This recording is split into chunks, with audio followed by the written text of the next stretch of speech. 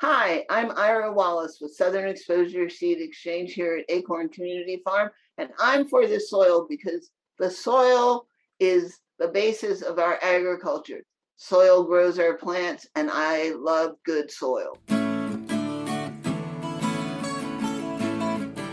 Welcome once again to For the Soil, a conversation. I'm your host, Jeff Ishee, and we've got a very interesting guest lined up for you today and an interesting topic. Carl Stafford will be joining us for part 2 of our conversation. But first of all, I wanted to remind everyone of a relatively new blog post at our website, forthesoil.org. It's 5 priorities of soil health management, an introduction. Very good introduction to the basic principles of soil health, and you'll find that once again at the website forthesoil.org, and there on the menu bar across the top of the page, just click on blog. Now, an introduction from Mary Sketch Bryant with the Virginia Soil Health Coalition.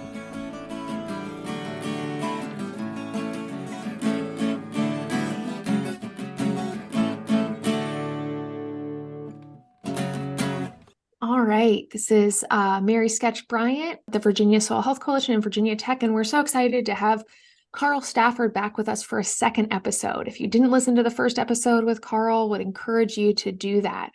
Carl is an agriculture and natural resources extension agent with Culpeper in Culpeper County with Virginia Cooperative Extension, and has a wealth of knowledge specifically around grazing, but around a variety of topics and deeply embedded in the community. So thanks for joining us for another episode, Carl.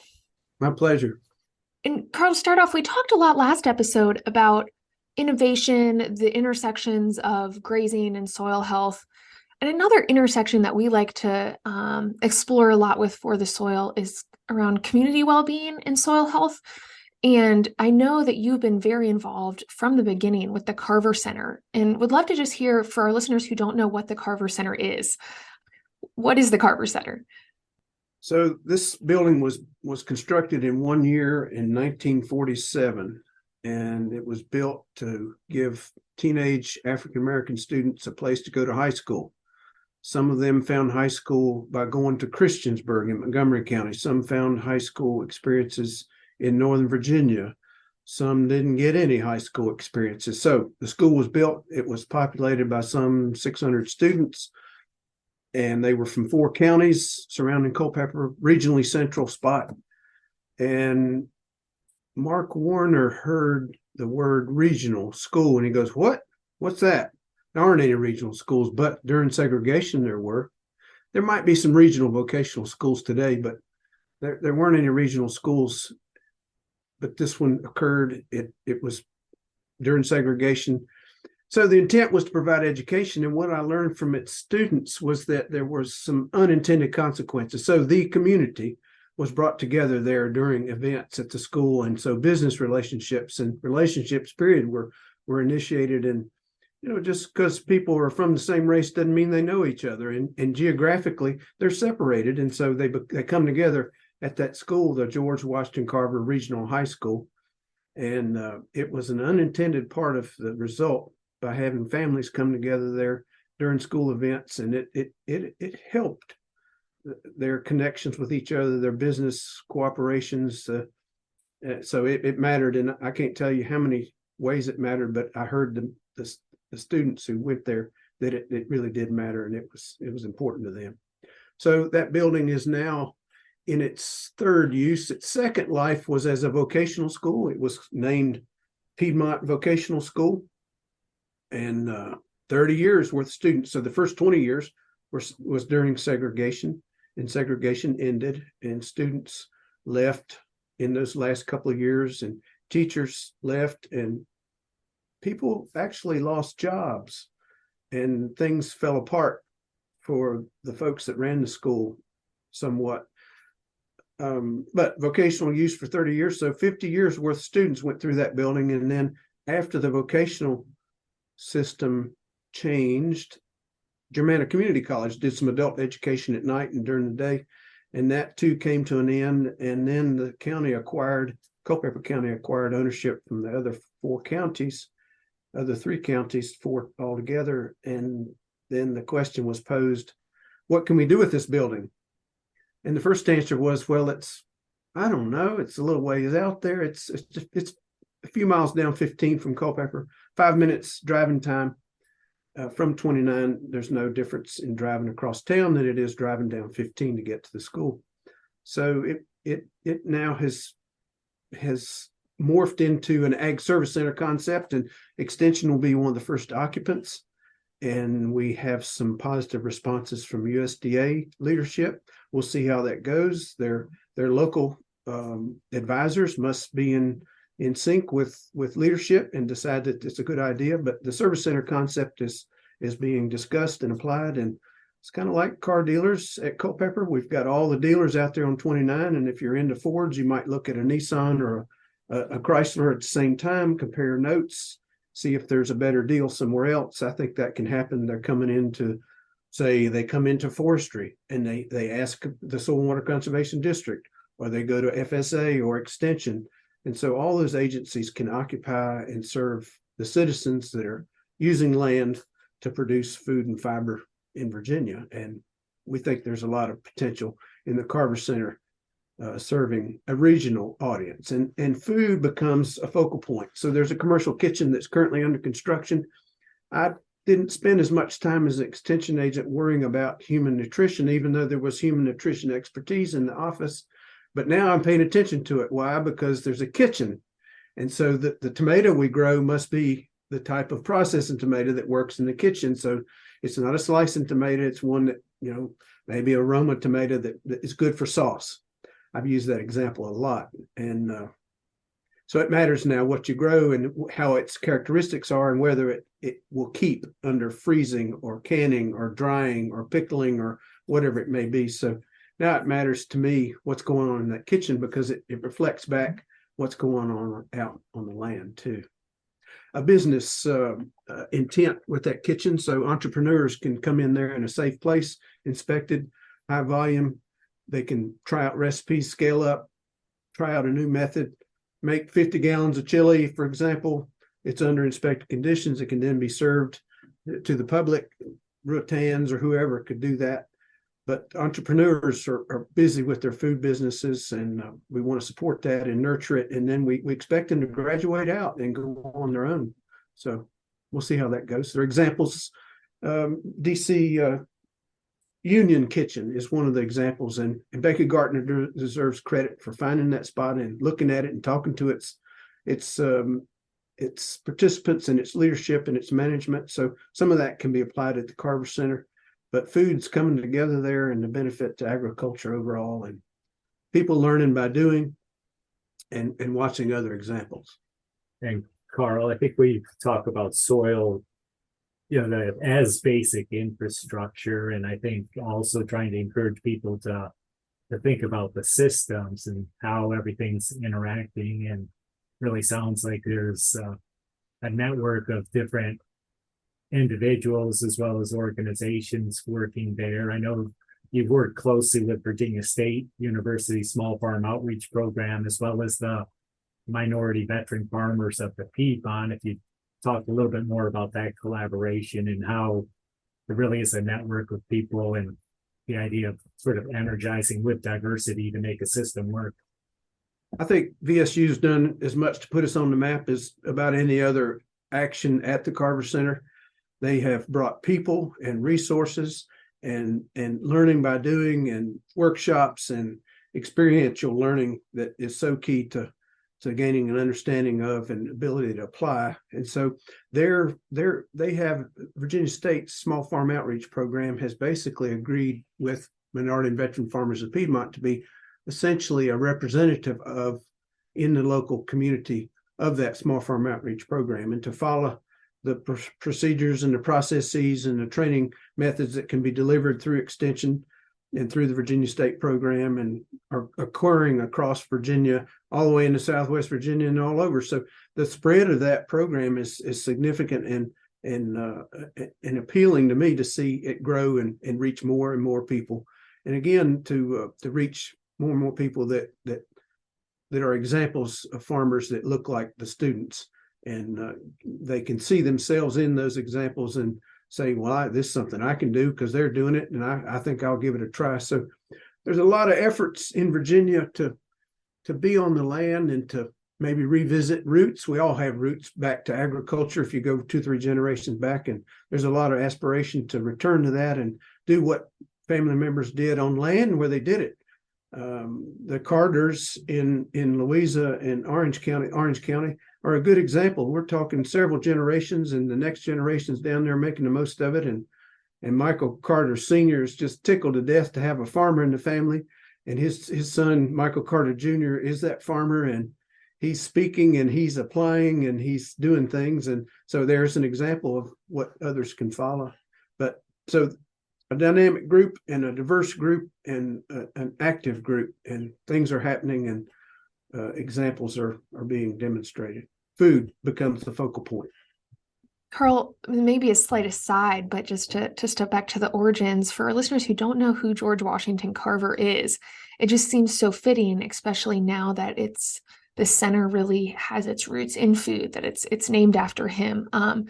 Could you share a little bit about that legacy? Yeah, and I have my things. I had my things around me, but they're all in boxes now. We're moving to the Carver Center within a week or 10 days. So I would reach out and I'd pick up things that have the gentleman's image on them. We actually requested that the Smithsonian give us permission to use a painting of George Washington Carver as part of our marketing materials, and they gave us permission. Just said, give us credit and you can use his image. And that image is put away, and I'd love to pick it up and show it to you. But he was a scientist. He was an inventor. He wanted to learn and he wanted to apply, and he did it with many farm products. He started out in Iowa and ended up at Tuskegee, and he was born into slavery. He was Carver's George. He didn't have any other name. He was the owner's name, Carver. He was Carver's possessive George, and he then made up the rest of his. George Washington Carver became his name, but he wasn't born that way. He was born into slavery as George, and he was owned by Mr. Carver. So a scientist, a developer of new information, and an example. In agriculture, we can't find many better examples. He just seemed to, he represents it, and we aspire to apply and be scientific. And this logo has several examples. So it's got the Carver alumni's colors, and it has science, and it also on the left is something we don't eat. It's a flower. So corn is our traditional crop, but that flower is coming on. The ornamental part of agriculture is big time in our area, and it's huge in its revenue. It's small in its margin, but it's huge in its revenue. So we represent that in the logo, and we hope that, besides food, that we can also see ornamental production be part of that revenue and that economy. Thank you, Carl. I think we've been talking about, how soil has a history as well as a story, and also how it remembers. So being able to honor George Washington Carver through the center is really important. And also, Carl, the time that I visited, we had a very nice tour of the museum that's on site. If you could talk about that. Yeah, so the alumni have been a big part of our plan, and in the IRS organizing articles, history was mentioned as one of the things we intended to focus on, and history brought alumni to the table, and their experience is represented in the museum, and the artifacts they've got are numerous. Terry Miller down at Virginia Beach is their historian, their curator, their expert on all things museum related. She deserves an awful lot of credit. I wish I had a picture of her to show you. But when I'm around that lady, I just smile and appreciate and feel some of what the students went through. So they exhibit their artifacts, and it could be an FFA jacket, it could be a trombone, it could be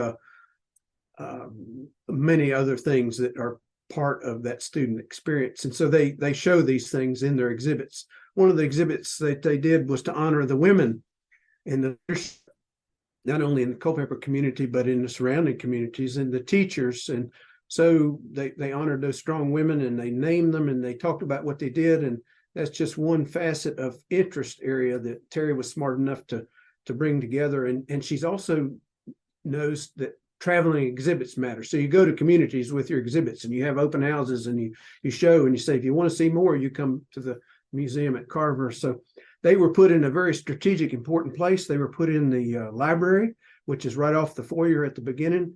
Administrative offices are across that foyer. Extension will occupy those and kind of be the building manager.